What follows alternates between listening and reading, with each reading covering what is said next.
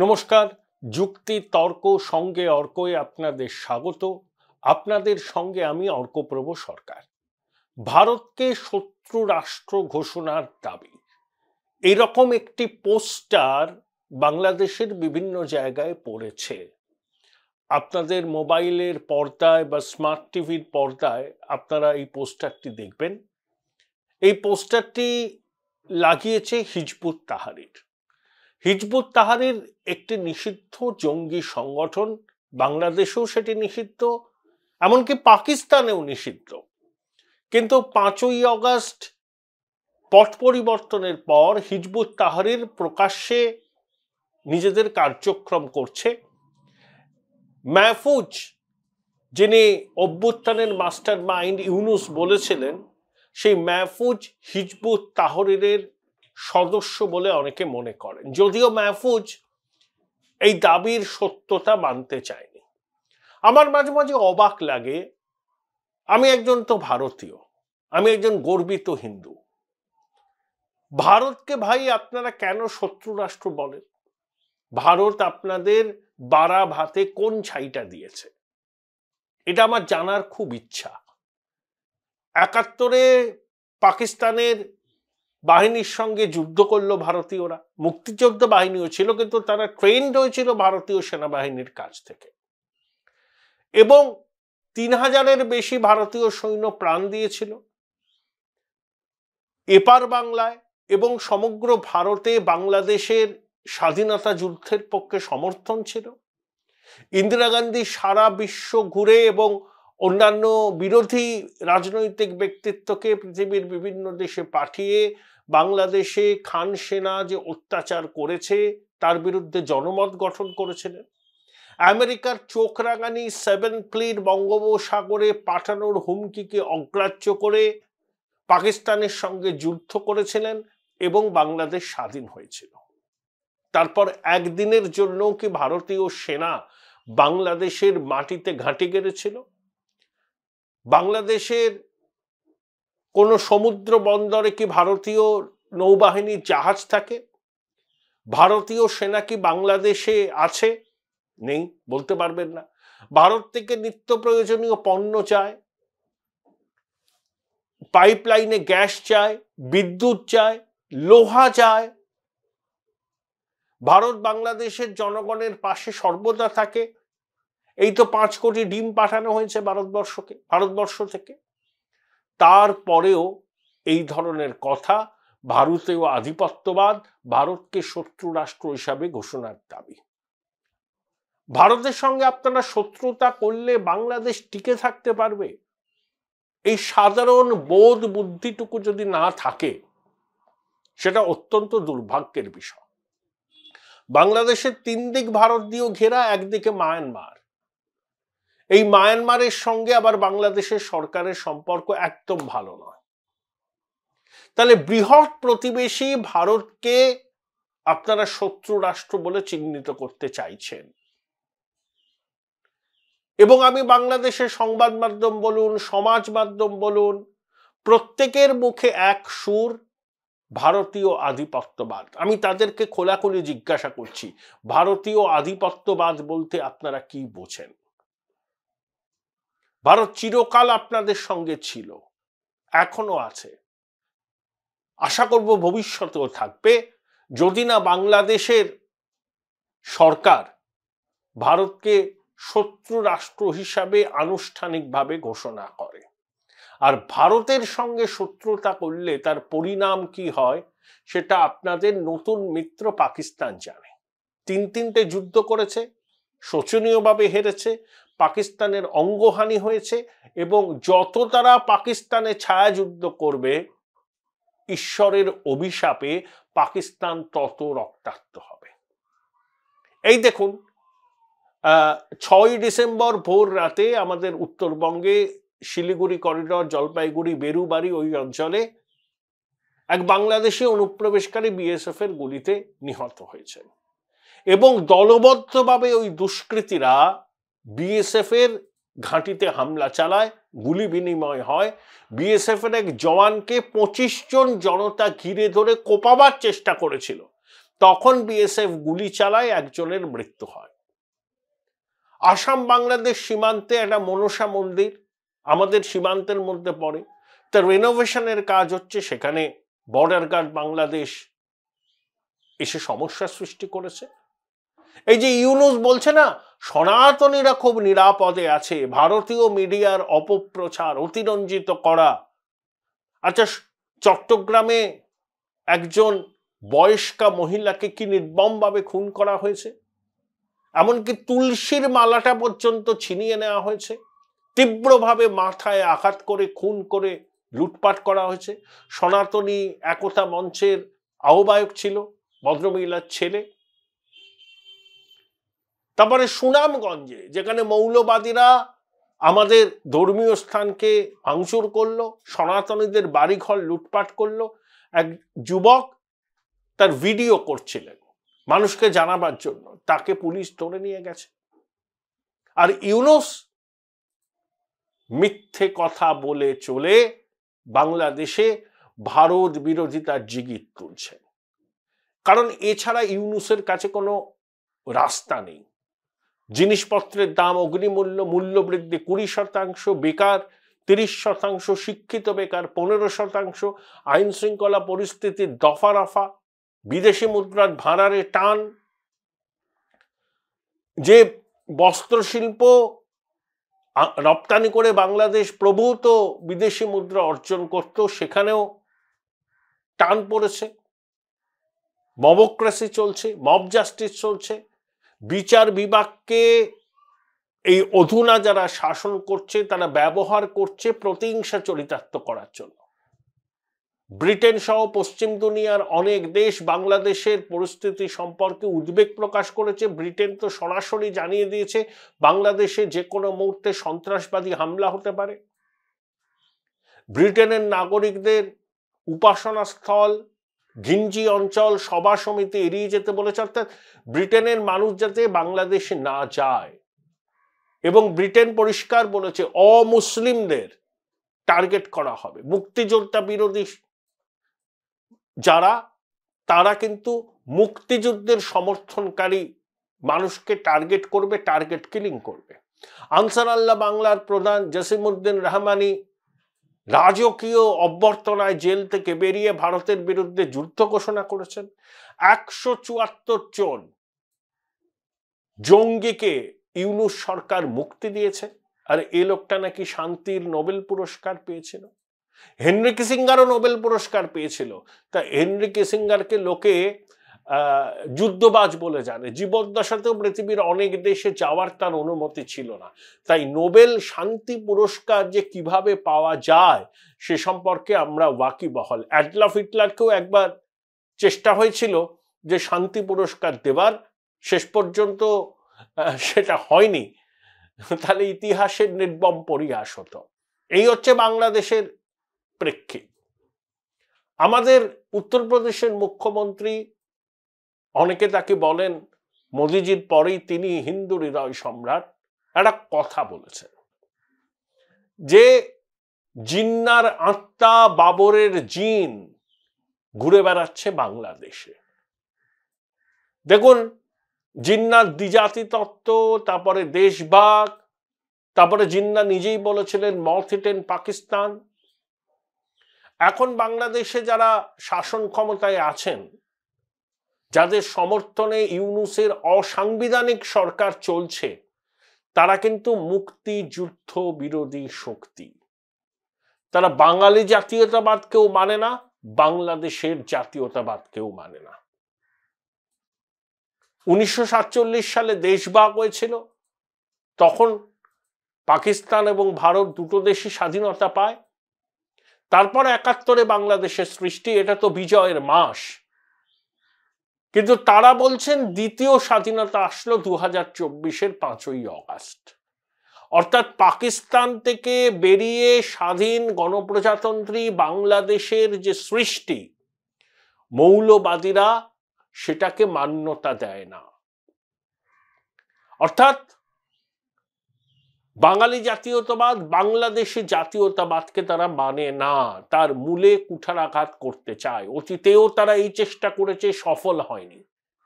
এখন কিন্তু তারা খুল্লা নেমে পড়েছে যে বাংলাদেশকে পাকিস্তানের এক্সটেনশন হিসাবে তুলে ধরার জন্য। আপনারা অবাক হবেন না, বাংলাদেশের নাম পরিবর্তন করে Islamic Republic of east Pakistan না হয়ে যায়। যারা বাঙালি জাতীয়তাবাদ, যারা বাংলাদেশি জাতীয়তাবাদকে সম্মান করে না, তারা তো Islamic Republic of east Pakistan করবে।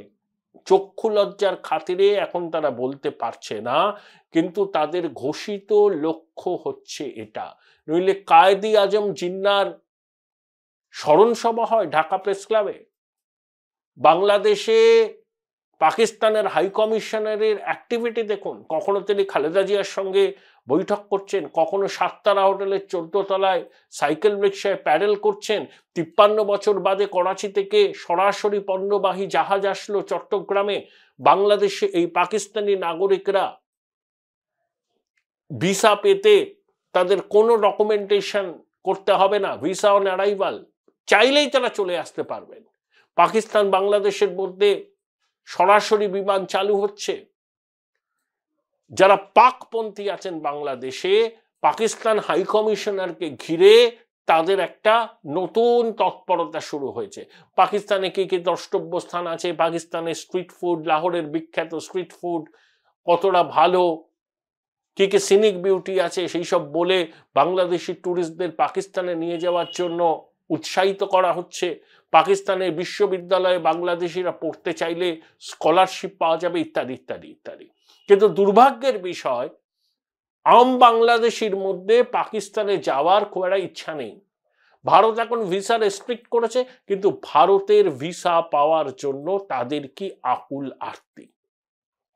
এই যে 70 সালে বাংলাদেশে এই পূর্ব পাকিস্তান মানে পাকিস্তানে যে সাধারণ নির্বাচন হয়, তাতে পূর্ব পাকিস্তানে 98% আসনে আওয়ামী লীগ জয়ী হয়, কিন্তু তারা ভোট পেয়েছিল 74%। এই 26% ভোট 70 সালে আওয়ামী লীগ পায়নি, সেই ভোটটা কিন্তু বাংলাদেশ বিরোধী শক্তির ভোট। তারা এখন সংহত হয়েছে। দেখুন, জামাত বলুন বা হিফাজত বলুন, এরা কখনো এককভাবে বাংলাদেশের নির্বাচনে প্রভাব ফেলতে পারেনি। তাই জামাতকে বিএনপির সঙ্গে যোগ দিতে হয়, অ্যালায়েন্স করতে হয়। অর্থাৎ জামাত বলুন, হেফাজতে বলুন, হিজবুত তাহরির বলুন, তারা লম্পজম্প করছে, কিন্তু বাংলাদেশের বেশিরভাগ মানুষের মধ্যে তাদের প্রভাব কিন্তু এখনো নেই। তারা বাংলাদেশের স্বতন্ত্র অস্তিত্ব বজায় রাখতে চায়। কিন্তু এই ধরুন জামাত বলুন, হিজবুত বলুন, হেফাজতে ইসলাম বলুন, এরা হচ্ছে ওই বাবরের জিন আর জিন্নার আত্মা। Join Indian Institute of Hotel Management now.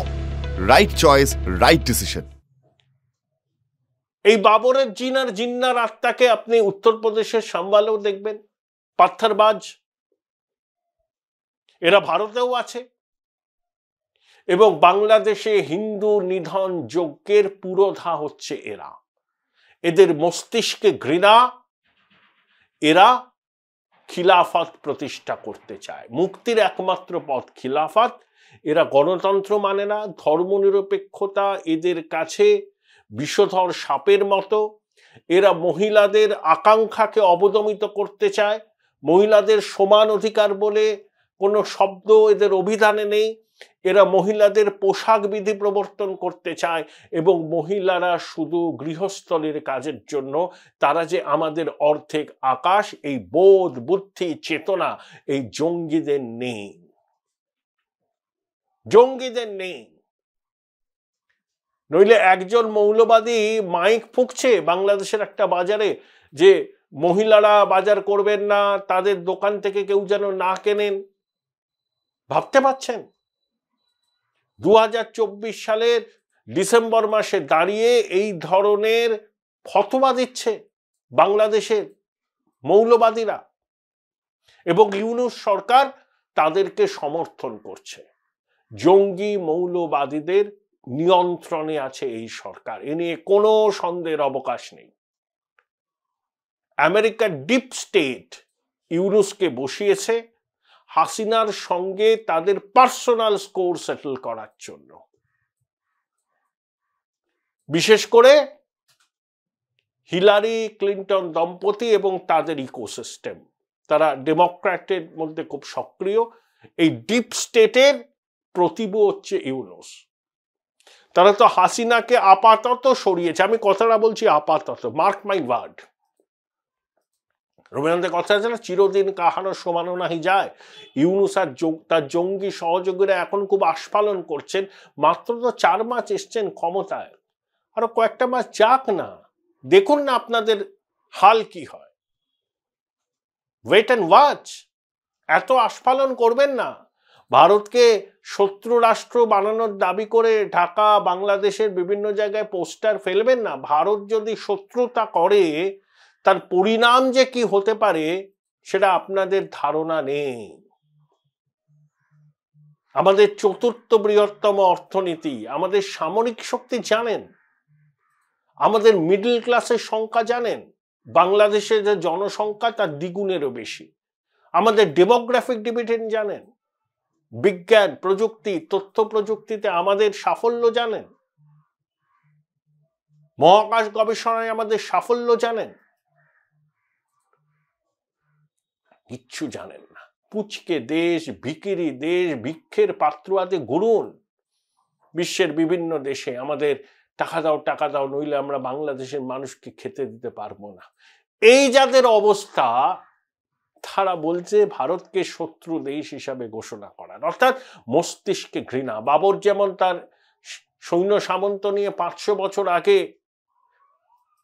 মন্দির ধ্বংস করে বাবরি মসজিদ তৈরি করেছিল, ভারতবর্ষের বহু মসজিদ কিন্তু মন্দির ভেঙে হয়েছে। কিন্তু এখনো আমি বিশ্বাস করি ইতিহাস ঘেঁটে আর লাভ নেই। অতীত খুঁড়ে বেদনা জাগাবেন না, হৃদয় খুঁড়ে বেদনা জাগাবেন না।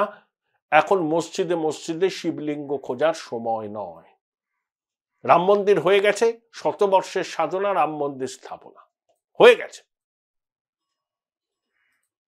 আগামী দিনে কৃষ্ণ জন্মভূমি হয়তো পুনরুদ্ধার হবে হবে মানুষ চাইলে হবে, কেউ আটকাতে পারবে না। এবং আমাদের দেশের যারা ধর্মীয় সংখ্যালঘু, তারা ন্যাশনাল মেনস্ট্রিমে আছেন, তাদের একটা বড় অংশ মনে করেন যে হিন্দুদের এই যে দাবিগুলো, এই দাবিগুলোকে মেনে নেওয়া উচিত, তাহলে অশান্তির বাতাবরণই থাকবে না। আবেগের বিষয়টাকে কিন্তু মাথায় রাখতে হবে। ভারতবর্ষ ধর্মনিরপেক্ষ সে কথা ঠিক, কিন্তু ভারতবর্ষের 100 কোটির বেশি হিন্দু। ভারতবর্ষ ধর্মনিরপেক্ষ এই কারণেই ভারতবর্ষের সংখ্যাগরিষ্ঠ জনগণ হিন্দু ধর্মাবলম্বী। নিজ ধর্মে স্থিতি, সনাতন ধর্মে প্রীতি, পরধর্মে সম্প্রীতি, এই বোধ জিন্নার আত্মা আর বাবরের জিন যারা বহন করে তারা বুঝতে পারবে না। তারাই বলে যে ভারতকে শত্রু রাষ্ট্র ঘোষণা করতে হবে। তারাই চিন্ময় প্রভুকে মিথ্যা মামলায় জেলে পুরে রেখেছে। তারাই ধর্মীয় সংখ্যালঘুদের উপর আক্রমণ করে, তারাই জোর করে ধর্মান্তকরণ করে, তারাই মাতৃশক্তির সম্ভ্রমহানি করে। তারা ভাবে যে সনাতনীরা আসলে গণিমতের মাল, যা খুশি করা যায়। ভুল ভাবছেন।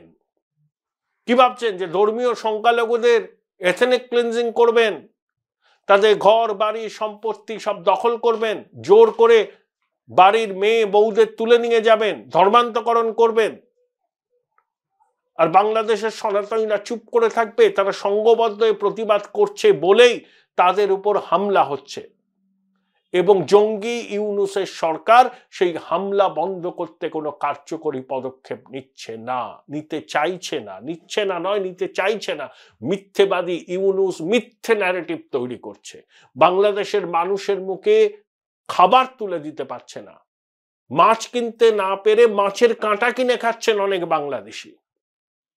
লজ্জা, শরম, বিবেক এগুলো তো নেই ইউনূসের জঙ্গি শাহির। তাদের ব্যর্থতাকে ঢাকতে তারা ভারত বিরোধী জিহাদ করছে। ঐক্য ঐক্য এমন বৈঠক করলেন যে বাংলাদেশের ধর্মীয় সংখ্যালঘুদের সবচেয়ে বড় সংগঠন হিন্দু খ্রিস্টান বৌদ্ধ ঐক্য পরিষদ ডাক পেল না। ফরহাদ মাজহার তো ঠিক কথা বলেছেন যে চিন্ময় প্রভুকে তিনি চেনেন, চিন্ময় প্রভু দেশ বিরোধী কাজ করতে পারেন তিনি বিশ্বাস করেন না, তাকে মুক্তি দেওয়ার দাবিতে সোচ্চার হয়েছেন। ফরহাদ মাজহার এই কথাটা বলার জন্য বাংলাদেশে ট্রোল হচ্ছেন, আর জঙ্গিরা বলছে কিছুতেই চিন্ময় প্রভুকে ছাড়া যাবে না। প্রথম কথা, ওটা জাতীয় পতাকা তো ছিলই না, বাংলাদেশের জাতীয় পতাকায় চাঁদ তারা থাকে না। হ্যাঁ, জঙ্গিরা মনে করতে পারে যে পাকিস্তানের জাতীয় পতাকাই আসলে বাংলাদেশের জাতীয় পতাকা, তাই তারা পতাকার অবমাননা বলছেন। পতাকাও পরিবর্তন হবে, জাতীয় সঙ্গীত পরিবর্তন হবে, পাঠ্যসূচিতে সাম্প্রদায়িক বিদ্বেষের প্রতিফলন পাবেন। জঙ্গিদের ধর্মপিতা জ্ঞান দিচ্ছেন, ভারত যেন মনে করে এটা শেখ হাসিনার বাংলাদেশ নয়। ওই জঙ্গিদের ধর্মপিতাকে বলেনি আপনার বিদ্যা বুদ্ধি কি সেটা আমরা জানি, আপনি যে যে জায়গায় কাজ করতেন সেখানেও আমাদের অনেক বন্ধু বান্ধব আছে, আপনার মতো কমিউনাল ধান্দাবাজ দুটি খুঁজে পাওয়া যাবে না বাংলাদেশে। শেখ হাসিনার বাংলাদেশ তো নয়, আমরা জানি এটা জঙ্গি জিহাদিদের বাংলাদেশ, এবং এই জঙ্গি জিহাদের বিরুদ্ধে আমাদের লড়াই চলবে। বাংলাদেশের ধর্মীয় সংখ্যালঘুরা বাংলাদেশের নাগরিক, কিন্তু ভারতীয় উপমহাদেশে হিন্দুদের রক্ষাকর্তা ভারত।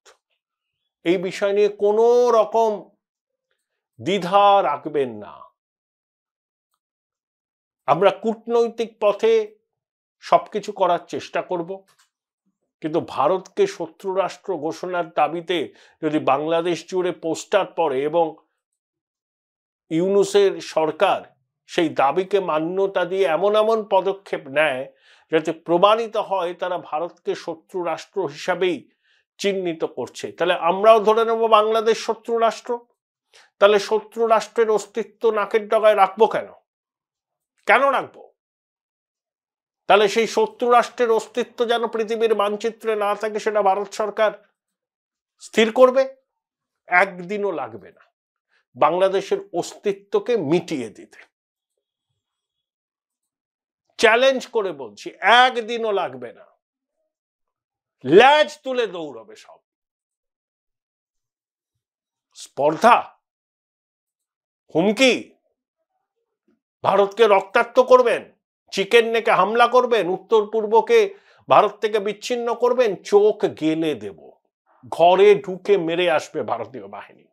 যারা ভারতের দিকে মুখ তুলে চাইবে হুমকি দেবে। ভারতের জাতীয় পতাকাকে সম্মান করুন, তাকে প্রণাম করে ভারতবর্ষে ঢুকবেন। নির্লজ্জ বেহায়ার দল। সারা জীবন যাদের কৃতজ্ঞ থাকা উচিত তারা বলছে ভারত শত্রু রাষ্ট্র, আবার চিকিৎসা করাতে ভারতে আসতে হবে। পেঁয়াজ, আলু, ডিম আরো অন্যান্য জিনিস না পেলে বাংলাদেশিদের রান্নাঘরে উনুন জ্বলবে না। এই হচ্ছে দেশটার পরিস্থিতি। তাও কি আস্ফালন? যোগী আদিত্যনাথ এই বার্তাটা দিয়ে সনাতনীদের একজোট হতে বলছেন। এক হ্যায় তো সেফ হ্যায়, বাটেঙ্গে তো কাটেঙ্গে। কারণ এই প্রেতাত্মা, বাবরের প্রেতাত্মা, এই জিন্নার প্রেতাত্মা ঘুরে বেড়াচ্ছে উপমহাদেশে। ভারতেও সেই প্রেতাত্মা সম্বলে পাত্তারবাজি করে, বাংলাদেশেও সেই জিন্নার প্রেতাত্মা আর বাবরের জিন যারা বহন করে তারা ধর্মীয় সংখ্যালঘুদের নিশ্চিহ্ন করতে চায়। এর প্রতিকার আমাদের করতে হবে, বেঁধে বেঁধে থাকতে হবে, সংহত হতে হবে সংখ্যালঘুদের, ধর্মীয় সংখ্যালঘুদের। বাংলাদেশে ভারত আছে তাদের পাশে। বাংলাদেশকে আমরা বাধ্য করব ধর্মীয় সংখ্যালঘুদের নিরাপত্তা সুনিশ্চিত করার জন্য। কিন্তু তাও যদি বাংলাদেশ সরকার নিজেদের দেয়া প্রতিশ্রুতি না রাখতে পারে, তখন ভারত এমন পদক্ষেপ করবে আগামী 100 বছর বাংলাদেশের মানুষ সেটা ভুলতে পারবে না। সেই দুঃস্বপ্নের স্মৃতি তাদের তাড়া করে ফিরবে।